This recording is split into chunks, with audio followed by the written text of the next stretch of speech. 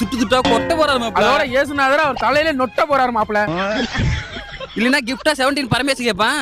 அதே போன்ல போட்டோ எடுத்து ஏசுநாதருக்கு மெயில் பண்ணுவேன். அவர் குழந்தைகளுக்கு கிஃப்ட் தர வராரு, உன்ன மாதிரி குரங்குகளுக்கு இல்ல. மூதேவி. ஒருவேளை கிறிஸ்துமஸ் தாத்தா நம்ம வீட்டுக்கு வந்து கிஃப்ட் தர வந்தாருன்னா எதுக்கும் கதவை திறந்தே வைப்போம். அப்பாடி தாத்தா வராரு, கிஃப்ட் தர போறாரு, தூக்கிடைக்க போறாரு. அப்பாடி நல்ல பெரிய கிஃப்டா வந்து வந்துருச்சு. வந்துகிட்ட காணா அடக்க முன்னாடி போயிட்டு கனவாது. சரி காலையில வந்து பெருசா தருவாருன்னு நினைக்கிறேன். அடுப்போம்.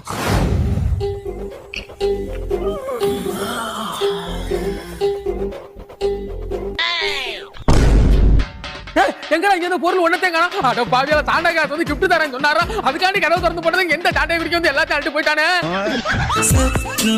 கிடைத்த தகவல் படி தொலைந்து போ